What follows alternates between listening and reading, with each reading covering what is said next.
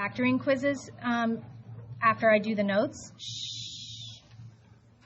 I'm going to pass back your factoring quizzes after I'm done with the notes. And I don't know if any of you saw on Canvas my announcement. Let me go there. I'm going to flip to my computer screen. It's only going to show up over there, so kind of try to follow along over there or whatever. No, but it's they got me one. They're getting it. But anyway, so there's an announcement that says factoring quiz retake. So everything I'm going to tell you right now is in this email, this announcement anyway. So, oh, by the way, I think you guys can go in your account on Canvas and have it set to send you an email or even maybe a text when one of your teachers does an announcement. Because I know you guys don't go on Canvas necessarily every day. I mean, not for my class, you don't anyway. So you might not know that you have an announcement, and that's how I communicate with you, outside of class. So anyway, there's a factoring quiz retake opportunity. Say that fast 5 times. That would be hard. But everything I'm going to tell you right now is in here. So you will get your quizzes back. You have the option, meaning it's optional, to retake it for forgiveness, meaning I will keep the higher of the 2 grades, okay? There's a lot of people that have shown interest in doing this, so I'm not holding specific factoring sessions with you guys. What I did is I made a video of me working out every problem on the quiz, and I posted, and I'll show you where it is here in a second. What I would ask for you to do is see what ones you got wrong, and it's on YouTube. You can move the cursor. You don't have to watch the whole video. Figure out, what ones you need to look at, go over those, and then if you still have a question, come and talk to me, okay? Otherwise, I'm going to be doing one-on-one, reteaching with over 100 students, potentially, okay? So please do that, and I'll show you where that video is in a minute. Then so I'm giving you a lot of time. So you have this weekend, all next week, and the following weekend to find time to learn your mistakes. Then the Monday after that, so not this Monday, the next Monday, 9/9 through Wednesday 9/11, after school you can come and retake it. I know that not everyone can come after school because of rides, buses, whatever. So if you fall in the category of I can't come after school, talk to me one-on-one, and we will figure out what works for you. We could do lunchtime, we could do during class, and then you have to watch the video from that day on your own. I'll work with you guys to make sure everyone gets the opportunity to retake the quiz, okay? Let me show you where it is. So everything in this class is in modules, okay? So when you go to resources, I know I've shown you this a million times. I didn't really know where I should put it that would make sense for you guys to find it. So what I did, is I put it where the factoring quiz is. So just scroll through. We did our factoring quiz 2 weeks ago. I put the video right there. Quiz key and video of me doing all problems on the quiz. Pretty self-explanatory. So you can watch it there, but it's in modules. Okay? Anybody have a question about the quiz retake? I don't do retakes except for this quiz the entire year. So this is an opportunity that you won't get again with every quiz. And I still drop the lowest quiz and all that stuff. But this factoring business hurt some of your grades, and it's such an important skill. You have to know how to factor to be successful. Hi. Yeah, no, it's okay. Oh.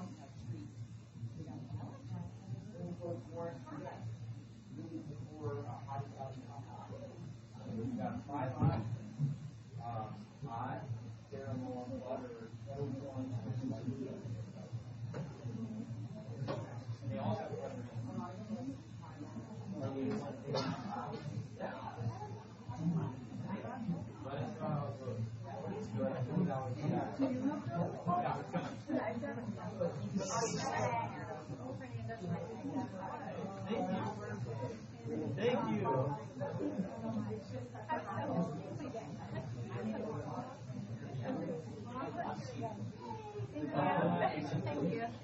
All right, sorry guys. Okay, sorry to the people watching this video that you had to get that pause. Okay, what was I saying? Am I done saying all that stuff? Was there anything else? What was I in the middle of saying? Factoring is so important. Yeah, that's why, thank you. That's why I am letting you retake it. Because we factor all year. You have to know how to factor, okay? All right, so let's finish up 3B. The notes are not long. The homework's not long. Most people finished in class. That way you can forget about me till Tuesday if we work hard and get our stuff done. Okay, so these 4 boxes here, you know, sometimes we review what we've already done. Like you'll see a problem in the homework today where it's like an old type of problem. We circle back a little bit, you know, move forward, circle back, move forward, circle back. Yes, Austin. Right now? Can you wait till I'm done with the notes? Okay, yeah. I really don't like you guys going during class, but you really have to go. Okay, so here we have 4 different pictures, right, graphs. This is all stuff you already know, okay? When we're talking about increasing and decreasing, so here's me teaching this to you again. When we're talking about the function increasing or decreasing, it has to do if it's rising left to right or falling left to right. We also know that an increasing function has a positive slope, right? This would be a positive slope. And a decreasing function has a negative slope, okay? You could do that on a curvy graph too. Like this is an increasing chunk of the graph. This is a decreasing, right? Slopes are negative here and positive here, okay? So that's when we talk about the function increasing or decreasing. Also, a lot, we've talked about the rate of change increasing and decreasing. Remember, we know concave down, rate of change is decreasing, and then concave up is the other one, okay? So if it's coming up again, that means it's really important. It's stuff you're going to see over and over again, okay? So what we're going to do, and one of the things that makes me not happy about her notes, I kind of shared it with you guys yesterday, sometimes her notes don't match what the homework is going to be. So if I don't change the notes, when you get to the homework, you get confused. So just so you know, in these 2 problems down here, we're going to find out 2 things about these, and I'm going to explain it better in a second. So I'm going to change the directions. What we're going to do is look at a table of values. That's what these are, right? These are just tables of values made up of a bunch of ordered pairs, right? There's an ordered pair, 1, 12, 3, 8, 5, 5, right? Those are just ordered pairs. And what we're going to do is we're going to do a little bit of math, and we're going to figure out 2 things. We're going to figure out what the concavity is. If we graph this, would this be concave up, concave down, or neither? We're also going to determine, is this a linear function or a quadratic function? Linear, quadratic. And we can do that we can find both of those things out without even graphing or looking at the graph, okay? We can do it mathematically, algebraically.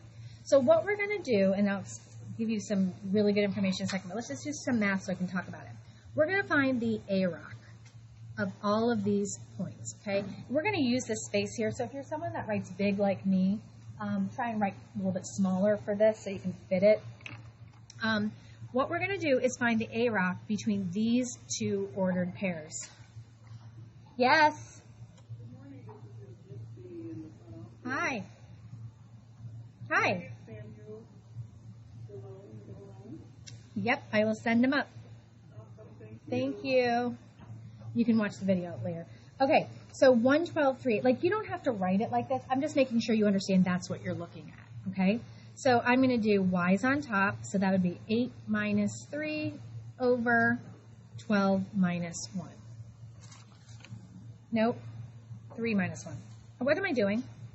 8 minus 12, sorry. 8 minus 12, 3 minus 1. All the interactions. All right, now listen, let's not take up any more space on there. Let's do some math in our head or on our calculator. You don't have to write everything out with basic computations like this. 8 minus 12 is negative 4, and 3 minus 1 is 2, and if I divide those, negative 4 divided by 2 is negative 2. So these 2 are, I should have written an equal sign, is negative 2. Okay, let's do the next 2. So this would be 5 minus 8 over 5 minus 3. That would be negative 3 over 2. You could leave it as a fraction. You could write it as a decimal. Doesn't matter. I would get negative 1.5. Keep on going. 3 minus 5 over 7 minus 5. Now, I'm doing a lot of this in my head. I have the key sitting in front of me. Just know if you had to go to your calculator or spend a little more time finding these numbers, of course you could. 3 minus 5 is negative 2. 7 minus 5 is 2. Negative 2 divided by 2 is negative 1. And then last one, 2 minus 3 over 9 minus 7.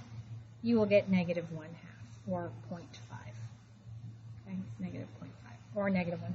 Either way. Okay, so again, all I did was take each set of ordered pairs and found the AROC.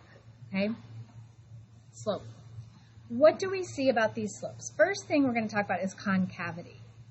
Think of the number line. Would you say that these AROCs are increasing, decreasing, or neither? Think of your number line. Increasing. Everybody has been saying decreasing today. Remember, if you get confused with negatives, think of your number line. Here's 0, and so negative 2 would be over here. Keep going till you get closer and closer to 0. This is increasing, right? Negative 2 to negative 0.5 would be increasing. So our AROCs, our slopes, are increasing. What that means is, if we graphed this, this would be concave what? Up. Yes. Okay, so we're going to write that. We're going to write, and we're varsity math students now. We're going to write in varsity math language, which would be our AROCs are increasing. So h of x, where did I get h of x? Right here. Is concave up. Right? We don't have to have a picture. We can tell numerically, algebraically. Now, what we just did was the AROC, the slope, right? Slope of the secant line. We've called it a million things. Guess what? I've got something else for you. AROC, and just find like a little space to write, like right here is fine. AROC is also known as first differences. You might remember that from Algebra 1. I know that was like 100 years ago. You're trying to forget your freshman year or 8th grade year or whatever of Algebra 1. But AROC is called first differences. Okay, so I'm just giving you that because you might see the first differences are increasing. First differences instead of AROCs are increasing. So h of x is concave up. You might see the slopes are increasing. So h of x is concave up. Understand all those interchangeable words. Okay? Then you might remember that there's something called second differences, okay? Anytime these numbers are different, okay, let me back up. What we also have to find out is if it's linear or quadratic. If these numbers are different, like they are now, we then go on to second differences, okay?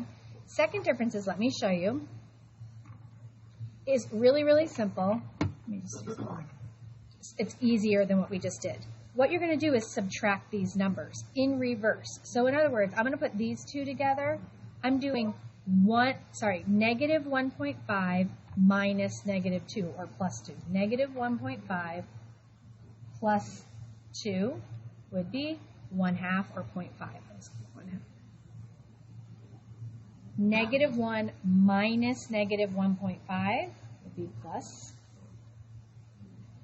1/2, and just trust me, you'll get 1/2 here as well, right? Let me write something. So second differences have a special name in varsity math. Funny how we're going to say this. It's the change in rates of change, also known as what we just did called second differences. Okay, so think about it.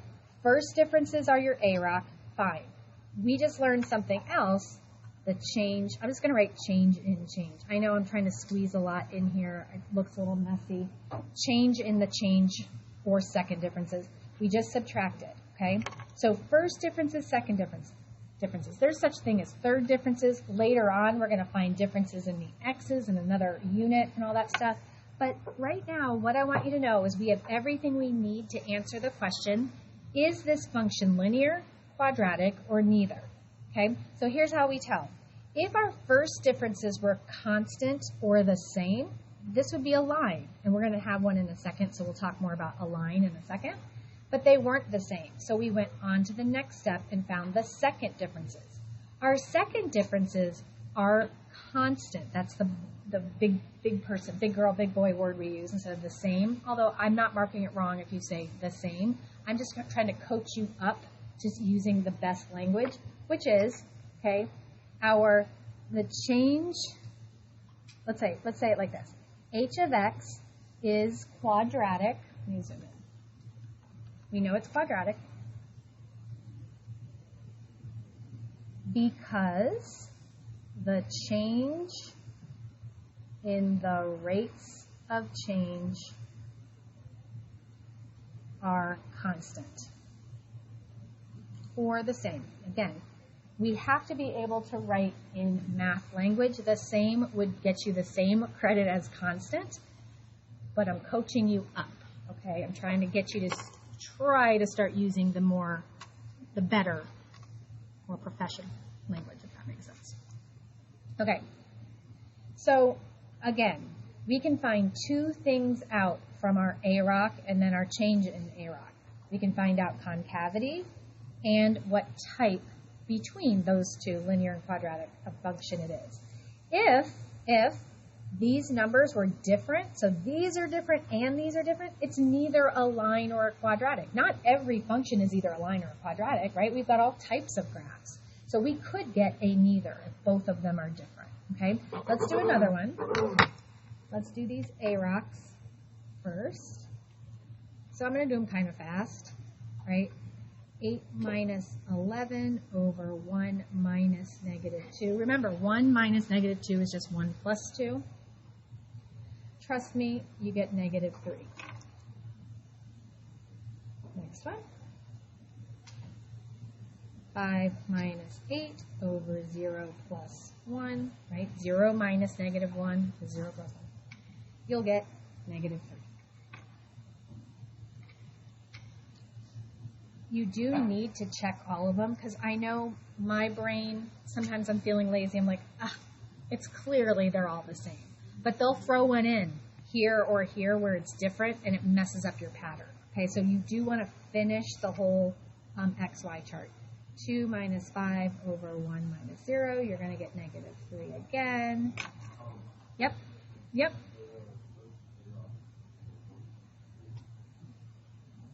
Oh, it is negative 1 plus 2. Sorry, the answer is still negative 3. Sorry, thank you.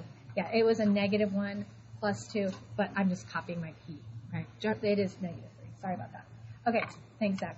All right, and then negative 1 minus 2 over 2 minus 1, we would get negative 3. So we just found our rates of change, our slopes, our AROCs, whatever you want to call it, our first differences. We just found those. What did we find? That they are all constant or the same. This is telling us two things. It's telling us it's linear. This would make a line. Make a connection here, guys. Remember what we did yesterday? We had to find slopes of lines. Remember I said pick any 2 points. It doesn't matter what 2 points you pick to find the slope. The slopes will always be the same. So what we just found is in these points, always, any 2 points I picked, I got the same answer. That means this K of x is linear. What does it mean about the concavity? Are our AROCs increasing or decreasing? Neither. Lines don't have concavity. We just established that this is a line. Lines don't suddenly go, oh, I'm going to make a bowl or a dumping out the bowl. There's no curves. So it should make sense that there is no decreasing or increasing in your rate of change. By the way, when you get the first differences the same, there's no reason to go on to the second differences. That's only if we get different numbers there. So let's write this answer out. We can say that K of x is linear because you could say first differences, you could say the AROCs are the same or constant.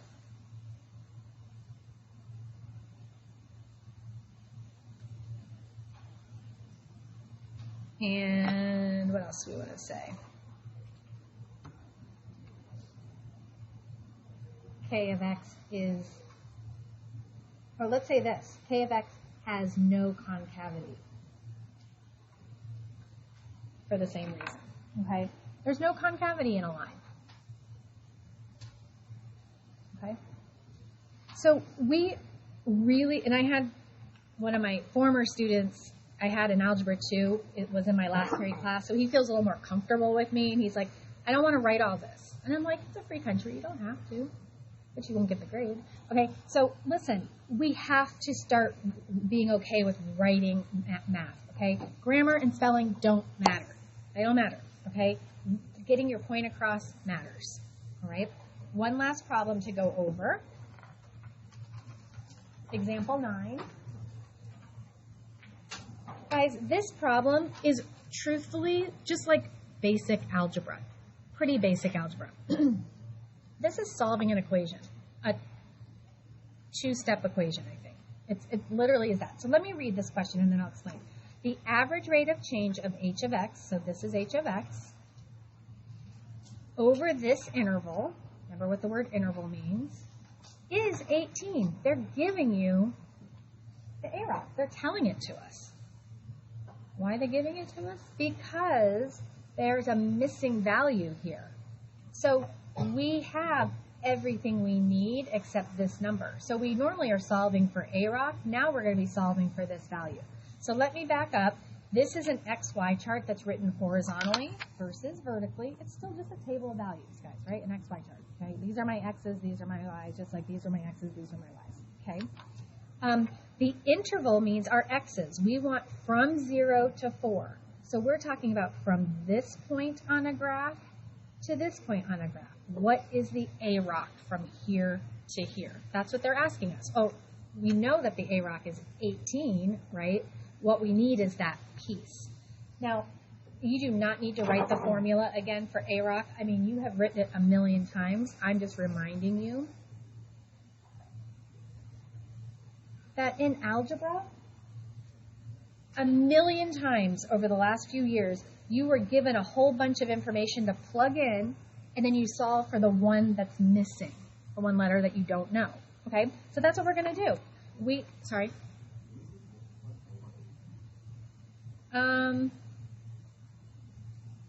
No. Stay with me. So I'm going to plug into this formula. My AROC is 18, right? They gave us that. This would be, so think of it like this. This is 0, 2, 4, I don't know. I don't know this one. That's what I'm trying to find. But instead of calling it like y sub 2 or x or like some unknown, let's use our varsity language and call it h of what? What would I put in those parentheses? H of 4. Remember, h of 4, that looks kind of messy. H of 4 means what is y when x is 4. So watch. H of 4 minus, what's the other y value? 2. And then my x is on the bottom. 4 minus 0. And I'm going to solve this equation. Understand, h of 4 is like your unknown variable. You're solving for h of 4. You're isolating h of 4. You're getting h of 4 by itself. Okay? I think you guys would agree that 4 minus 0 is 4. Okay? This looks like a fraction, but it's also division. So if I want to get h of 4 by itself, I'm going to do all those opposite operations. What's the opposite of division? Multiplication. So I'm going to multiply this side by 4 and multiply this side by 4. Okay? I'm going to go this way. 18 times 4, put it in my calculator, is 72. Okay, so 4 times 18 is 72. These 4's cancel, and I'm left with h of 4 minus 2. What's the last step? Add the 2. Add 2, add 2. H of 4 is 74. That's it. The number that we're missing right here would be 74. You just found it. Get used to the notation. Get comfortable with it. Okay, so let me give you your assignment and explain what you're doing in the homework. It's short. I always tell you guys I'm not into busy work. I don't give you work just because it's here and it's available. I'm very, very intentional about what I choose for you guys to do. I'm respectful of your time. So find practice set 2, write down the assignment.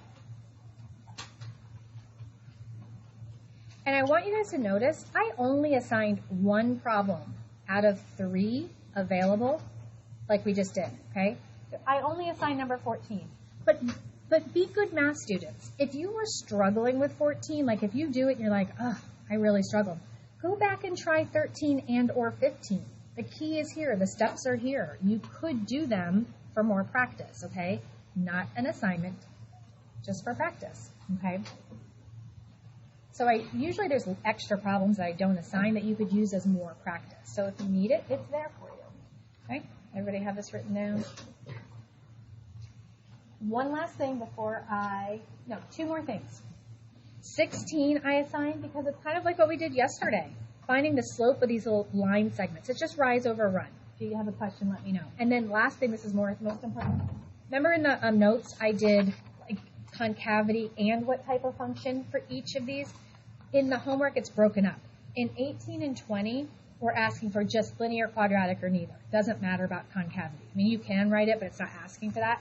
Down here, it's asking for just concavity. Okay, so you don't have to do both things for all those problems. Just read the directions if you're confused by what I just said. And I will pass back your quizzes and answer questions for anything that you have questions for. But you should be able to finish this in class. Most of you anyway, if you're working.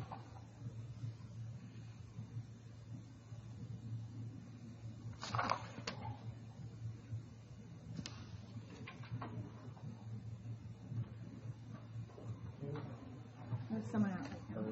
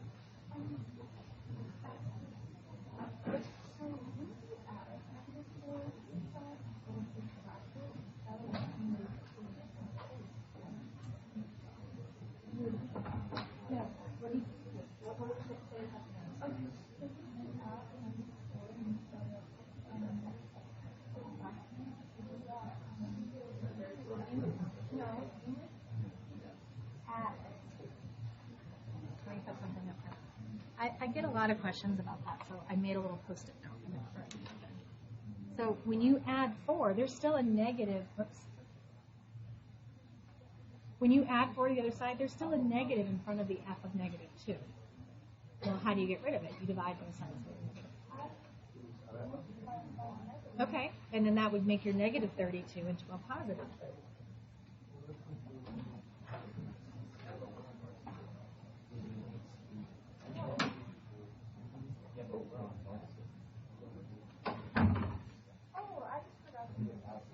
Oh, okay. So that was negative, then positive. Okay. Thanks, Mark. I didn't see that mistake.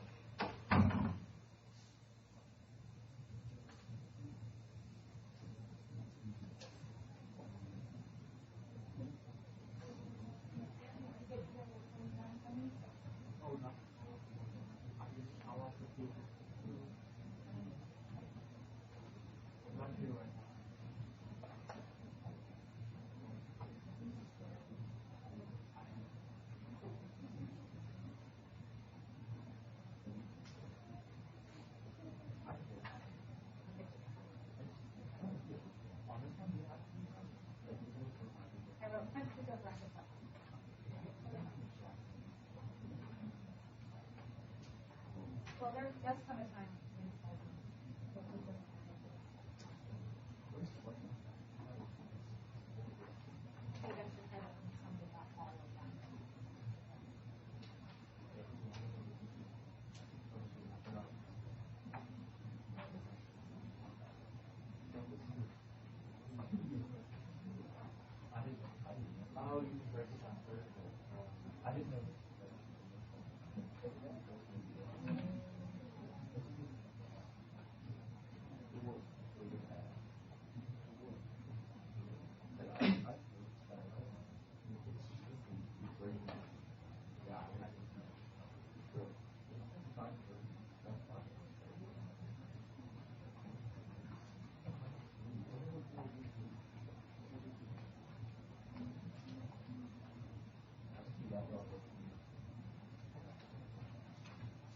back in Edmonton.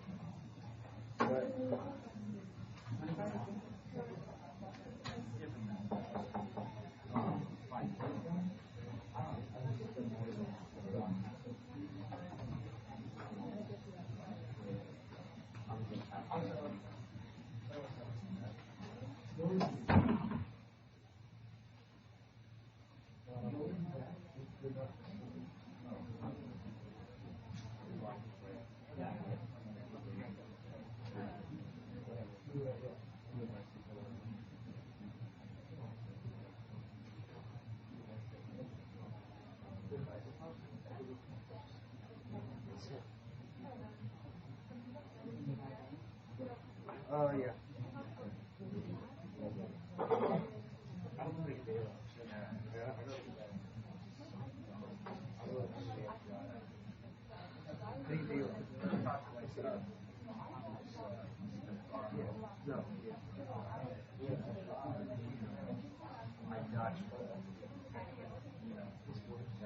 How do you get the A-rocks? Oh.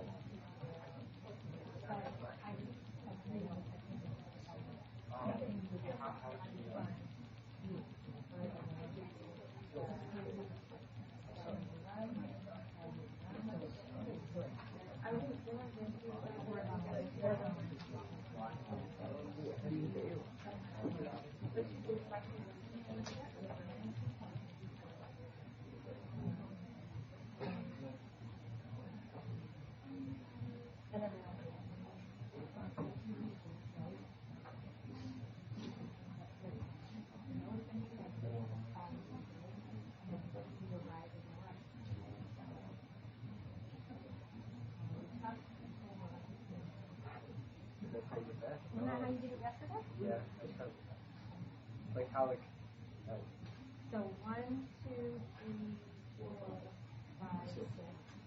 1, 2, 3, 4, 5, 6. okay. All right. Okay.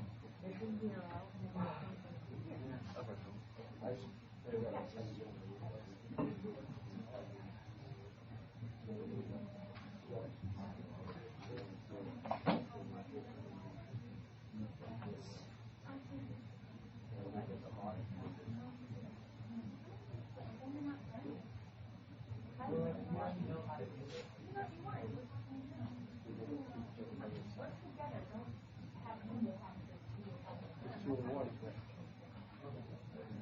Oh, there you go. Thank you.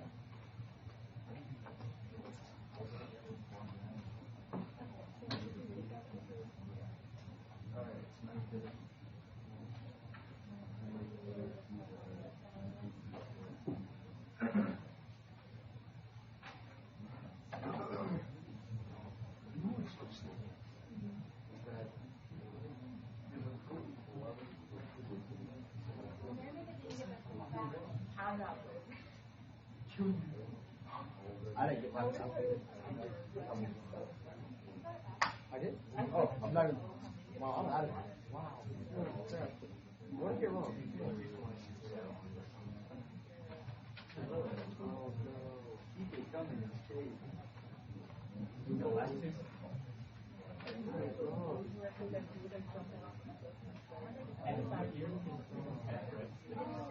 That's fun. Yeah, I was.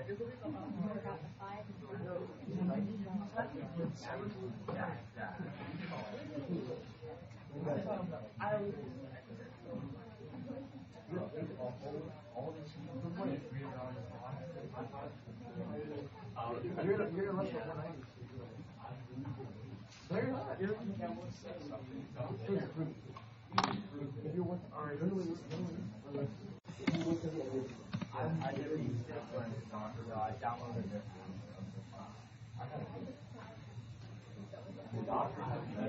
I can do it.